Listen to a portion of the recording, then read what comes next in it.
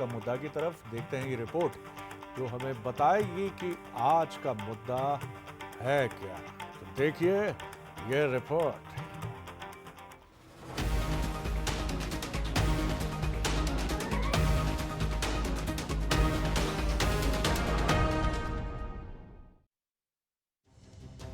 छिंदवाड़ा जिले की अमरवाड़ा विधानसभा सीट में उपचुनाव की रंगत जमने लगी है। कांग्रेस, बीजेपी और जीजीपी तीनों के उम्मीदवार मैदान में जोर आजमाइश कर रहे हैं। कांग्रेस ने धीरेन शाह को उतारकर मास्टर स्ट्रोक खेल दिया है। आंचलकुंड दरबार से जुड़े धीरेन शाह संग्राम में उतरे तो बीजेपी दल बदल के साथ आंचलकुंड दरबार पहुंच गई। अब जीजीपी के योद्धा देव रावण भलाबी ने त्रिकोणीय संघर्ष की कहानी को आगे बढ़ा दिया है। देव रावण भलाबी ने ओबीसी की एआईएमआईएम से समर्थन मांगा है। साथ ही उन्होंने जयस, Bhim army, Azad Samaj party, Bahujan Samaj party सहित बाकी छोटे दलों से भी समर्थन की गुहार लगाई है। भारत आदिवासी पार्टी ने बाकायदा लेटर जारी करके समर्थन भी दे दिया है। बहुत जल्द ही हमें उम्मीद है कि जयस, उसी के साथ साथ भीम आर्मी, आजाद समाज पार्टी का भी हमें समर्थन मिले।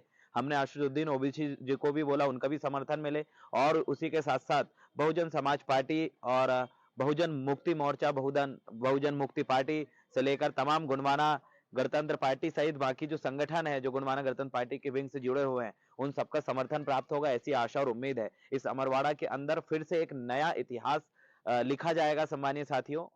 जीजीपी के देव रावण भलाबी को कितना और कैसा समर्थन मिलेगा ये तो फिलहाल पता नहीं, लेकिन इसको लेकर कांग्रेस और बीजेपी बिल्कुल परेशान नहीं है।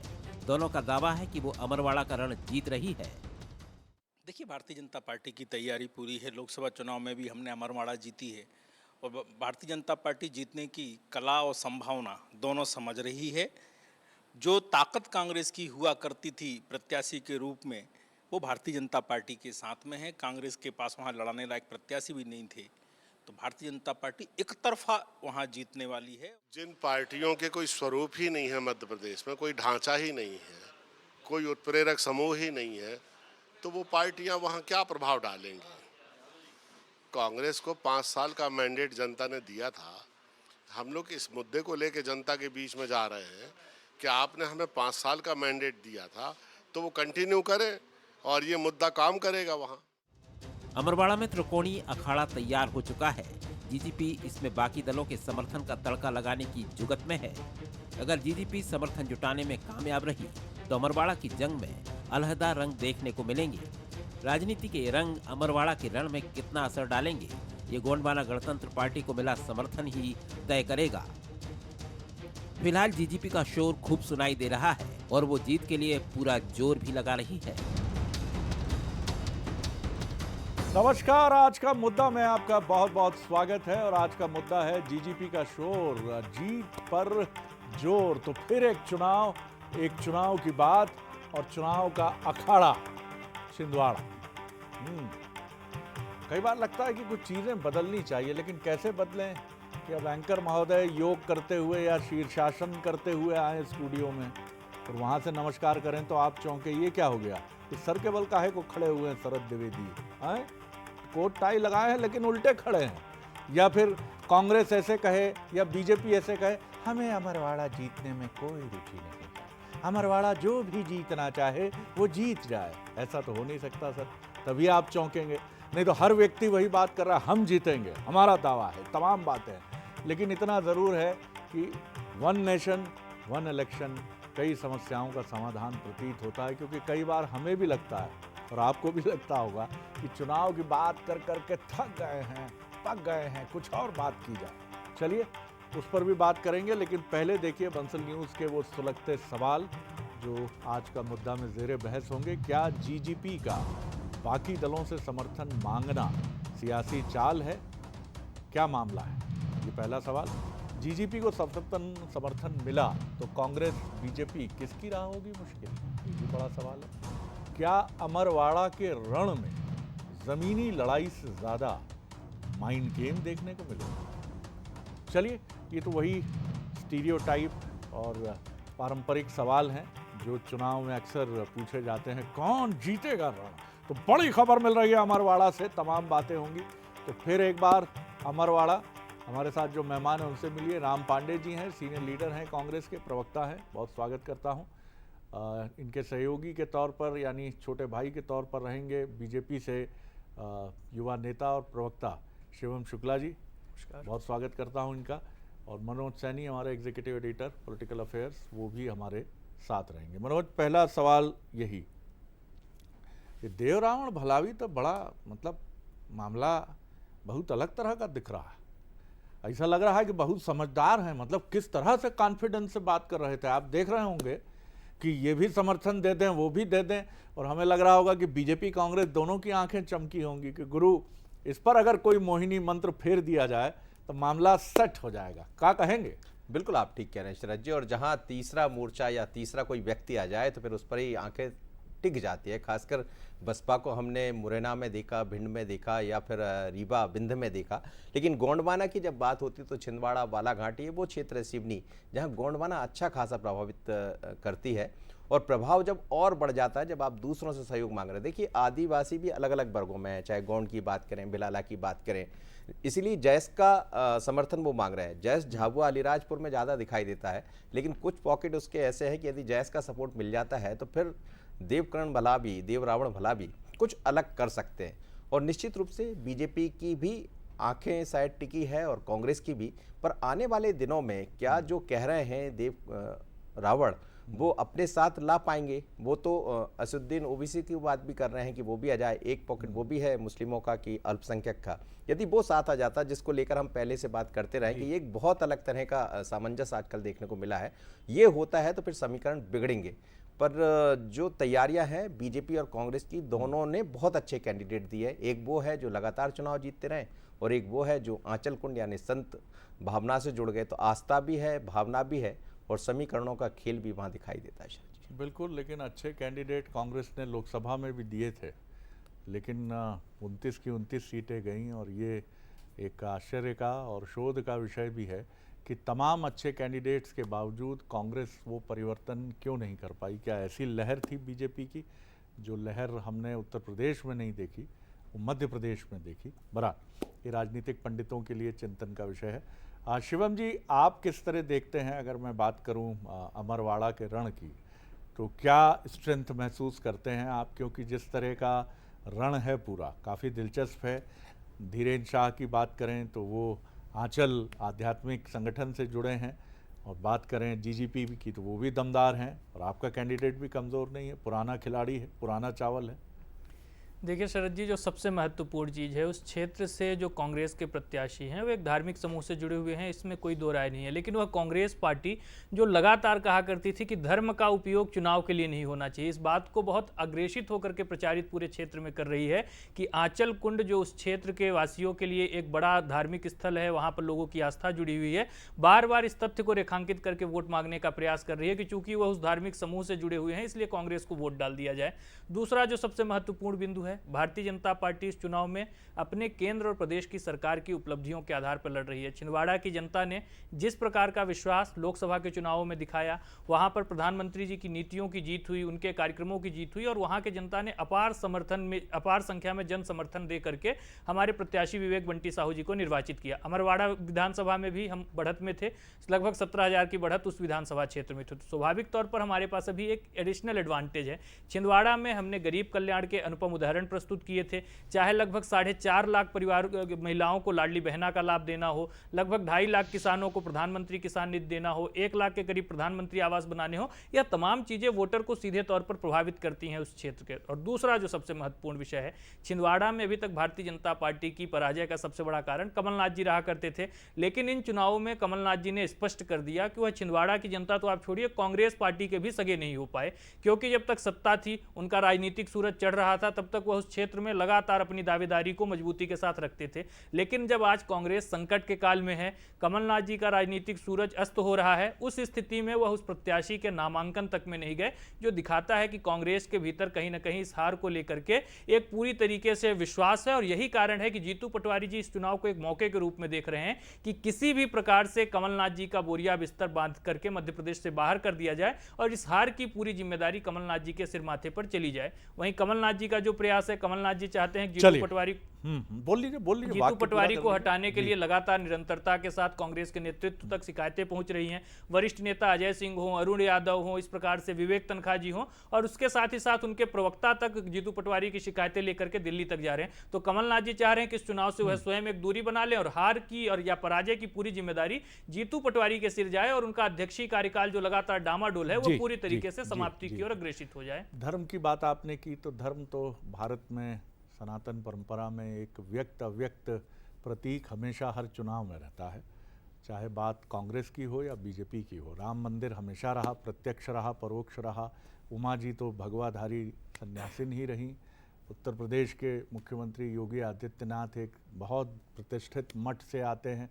तो धर्म को आप पीछे नहीं कर सकते, और ना उसको लेकर आप चाहे बीजेपी कांग्रेस को बोले या कांग्रेस बीजेपी को बोले। और दूसरा, सूरज अस्त और उदय, ये तो राजनीति के नियम हैं, और जब तक व्यक्ति है संघर्ष वो करेगा ही। राम पांडे जी, आप किस तरह से देखते हैं? अगर मैं बात करूं छिंदवाड़ा के रण की, अमरवाड़ा के रण की, तो किस तरह की चीज़ें आपको लगती हैं कि बेहतर तरीके से कांग्रेस के पक्ष में जा रही हैं? आपके अनुज ने कई बातें कही हैं, आप निश्चित तौर पर उनसे असहमत होंगे, क्योंकि कमलनाथ जी का सूरज ऐसे अस्त नहीं होगा। वो अपना प्रयास जारी रखेंगे। शायद कोई और भी कारण हो सकते हैं, वो कमलनाथ ही बेहतर जाने। हाँ, लेकिन उनकी उपस्थिति दिखनी चाहिए, उनकी भी और नकुलनाथ जी की भी। ये मैसेज नहीं जाना चाहिए कि वो छिंदवाड़ा या अमरवाड़ा से गायब हैं। जी। देखिए, यदि जो भी धर्म में आस्था रखता है या संविधान में विश्वास रखता है, तो ये चुनाव ही नहीं होना चाहिए था। चुनाव ही इसलिए हो रहा है क्योंकि भारतीय जनता पार्टी न तो धर्म में आस्था रखती है और न संविधान में आस्था रखती है। भारतीय जनता पार्टी के पास पर्याप्त विधायक थे। लोकसभा चुनाव चल रहे थे, कांग्रेस के 3 विधायकों को भारतीय जनता पार्टी ने साम दाम दंड भेद पैसा देकर, मंत्री पद का लालच देकर अपने में मिला लिया। अब मैं इसलिए कह रहा हूँ, संविधान को ये नहीं मानते। जब 3 विधायक इनके पास गए थे तो फिर एक जगह चुनाव क्यों हो रहा है, बाकी 2 जगह क्यों नहीं हो रहा है? और जब आप एक देश एक चुनाव की बात करते हैं तो ये हर महीने आप चुनाव क्यों करवाते हैं? अभी ये चुनाव है, इसके बाद निर्मला सप्रे इस्तीफा देंगी, वहाँ चुनाव होगा। रामनिवास रावत जी की शर्त है कि मुझे मंत्री बनाओ तब इस्तीफा दूंगा, उसके बाद फिर उस सीट पर चुनाव होगा।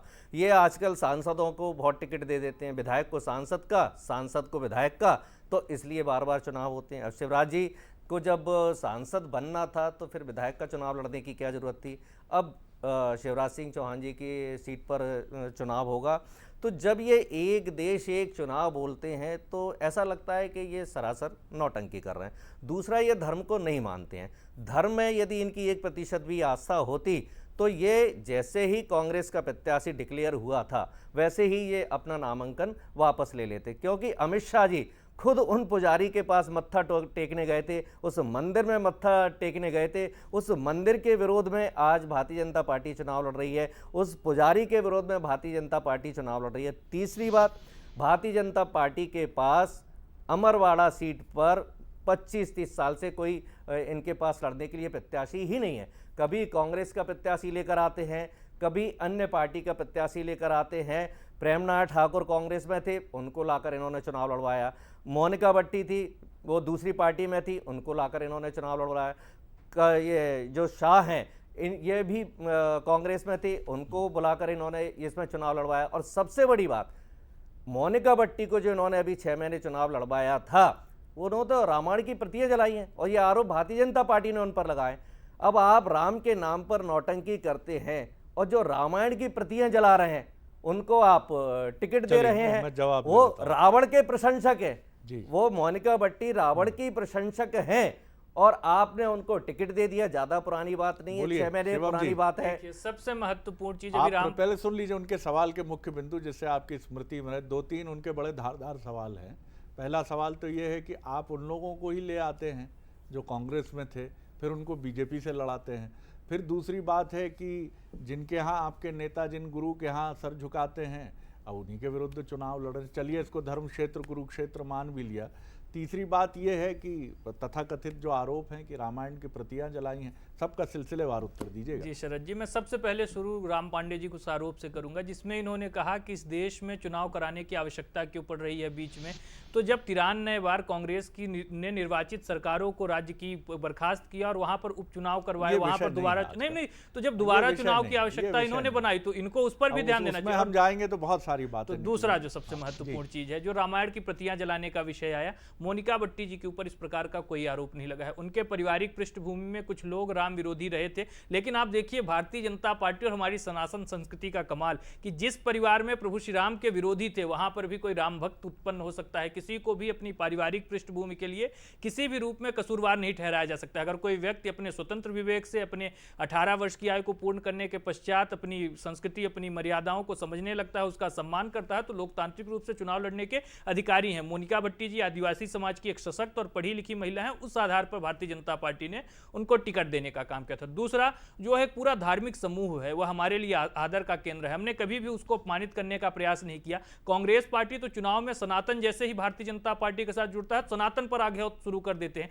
डेंगू मलेरिया से तुलना कर देंगे। हम उस विषय में नहीं जा रहे हैं। हमारा ऐसा मानना है कि कई बार महाभारत की लड़ाई में भी कई धर्माचार्य गलत दिशा में खड़े हो गए थे, गलत पक्ष की ओर थे, लेकिन बावजूद इसके चूंकि धर्म के लिए यह आवश्यक है कि हम ऐसे तत्वों के साथ लड़ाई लड़े। अमरवाड़ा में सिर्फ भाजपा और कांग्रेस का चुनाव नहीं है, उन शक्तियों से भी हमारी लड़ाई है जिनको कांग्रेस प्रश्रय देती है राष्ट्रीय स्तर पर। वह शक्तियां जो सनातन को डेंगू मलेरिया बताती हैं, जो सनातन में आतंकवादी तत्व देखती हैं, तो स्वाभाविक तौर पर इन तमाम तत्वों को जवाब देने के लिए हम चुनाव लड़ रहे हैं। और जो इन्होंने आखिरी सवाल कहा कि हम बार बार कांग्रेस के प्रत्याशियों को ला करके टिकट दे रहे, हमारा तो मानना है कि संगठनात्मक रूप से अपना विस्तार करते रहना चाहिए। अगर कोई नेता प्रभाव रखता है तो उसको अपने विचार में आत्मसात कर ले, लेकिन यह अपने कार्यकर्ता को टिकट क्यों नहीं दिया? मैं आपकी तरफ आता हूं। दोनों बातें आपने सुनी, दोनों हमारे जो विद्वान प्रवक्ता हैं उनकी बातें आपने सुनी। अब ये राम भक्ति है या चुनाव भक्ति है या बीजेपी भक्ति है, ये तो पार्टी जाने या जो बीजेपी से प्रेम करते हैं वो जाने। लेकिन राजनीति का ये स्वरूप कई संदेह भी पैदा करता है। थोड़ा दार्शनिक सवाल है कि वही व्यक्ति जो चंद महीने पहले कांग्रेस में था, कमलनाथ जी का खास लेफ्टिनेंट था छिंदवाड़ा में, वो बीजेपी में आ जाता है। अब ये कन्फ्यूजन मतदाता के मन में नहीं जाता क्या? या उसकी भी आदत हो गई है कि जीवन ऐसे ही चलता है, जिधर दम उधर हम, उधर दम जिधर हम। देखिए शरद जी, बड़ी तेजी से मतदाता का भाव भी बदला है और उसकी वजह भी यही रही बार बार चुनाव होना। आखिर मतदाता भी क्या करेगा? लेकिन मतदाता को बेचारा मैं वही कह सर, उसकी जिम्मेदारी बराबर डालिए उसके साथ। लेकिन समय समय पर मैं वही कह रहा हूँ कि समय वही है जो लोकतंत्र को ठीक दिशा में ले जा सकता है। वही समय समय पर उसने अपना मैसेज भी दिया। राहुल लोधी उसके उदाहरण है। वही वो पार्टी छोड़कर जाते हैं, बीजेपी से चुनाव लड़ते हैं तो मतदाता सबक सिखा देता। और इसीलिए अमरवाड़ा का चुनाव शरद जी बहुत अलग है। एक तो क्या आंचल कुंड जुड़ गया, आस्था का प्रतीक है। दूसरा धोखा और जिस तरह की बातें अब कांग्रेस लेकर आ रही, पहले भी कहा था 28 जब विधानसभा हुए, लेकिन उसमें जनता नहीं समझ पाई थी। पर अमरवाड़ा का चुनाव इसलिए महत्वपूर्ण हो जाता है कि आपने 6 महीने आपको वोट दिया, 6 महीने पहले, उसके बाद आप हमारे मतदान का जो हमने आपको मत दिया था आप उसका मजाक बना देते हैं। तो जनता इसको सोचेगी, विचार करेगी। इसलिए भारतीय जनता पार्टी के लिए भी चुनौती होगी। और जीजीपी का जिस तरह रोल रहा, 2018 में करीब 55,000 वोट लेकर आए, बहुत बड़ा वोट का अंतर था। और इतना वोट यदि मिलता है शरद जी तो फिर तमाम तरह के सवाल भी होंगे, जवाब भी होंगे, और मतदाता को समझाने में जो जितना सफल हो जाएगा, चाहे वो बीजेपी हो या कांग्रेस, उसका कमाल हो जाएगा। जी राम पांडे जी। देखिए, अमरवाड़ा की बात करें तो वहाँ जीजीपी चुनाव भी जीती है और मात्र 18,000 वोट भी उसको मिले हैं, बहुत कम वोट उसके आए हैं। भारतीय जनता पार्टी भी वहाँ तीसरे नंबर पर रही है।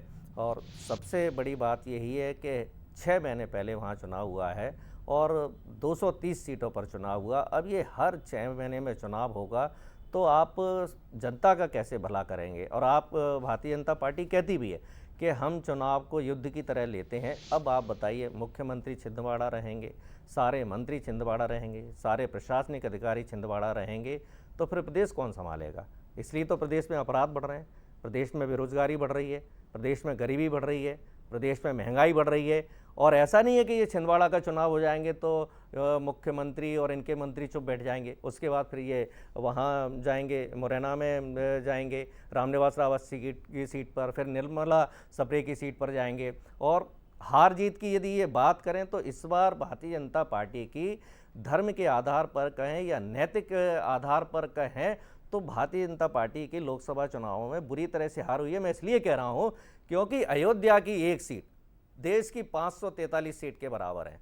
अयोध्या में इन्होंने नौटंकियां की थी, हिंदू धर्म का अपमान किया था। हमारे हिंदू धर्म के प्रतीक शंकराचार्य, चारों शंकराचार्य जो चारों चलिए, ये दिशाओं में मुद्दा नहीं है है, पांडे जी उनका अपमान किया।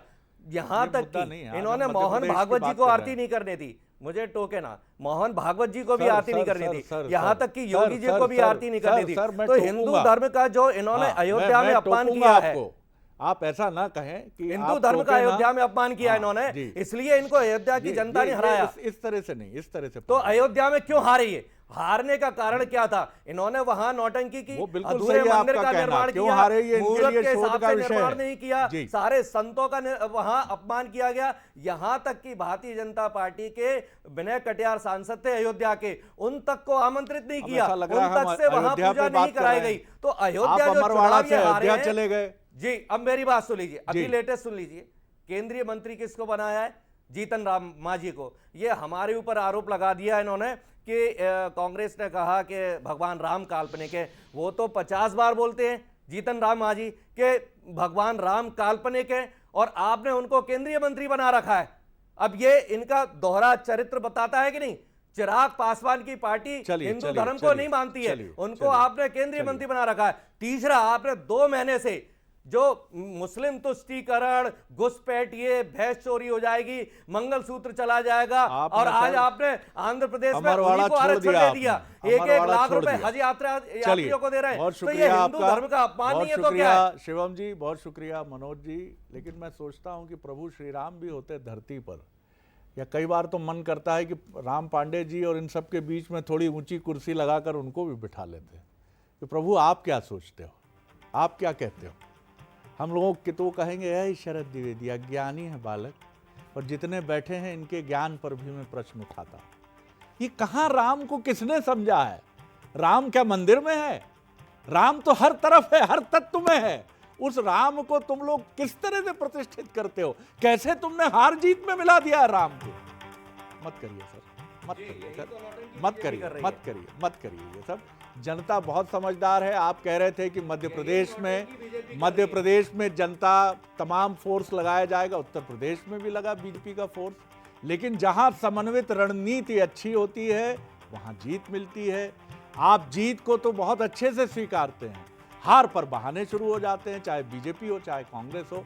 लड़िए, खूब लड़िए, ये लोकतंत्र सबके लिए है, इसका आंगन बहुत विशाल है। बहुत बड़ी बड़ी चुनौतियां 70 साल से अधिक के समय में हमने देखी हैं। मत चिंता करिए, लड़िए। जब भी हम पीछे हों, लड़ना ही हमारा विकल्प है। लड़कर जीतने का जो सुख है वो किसी में नहीं। एक बार फिर बहुत धन्यवाद।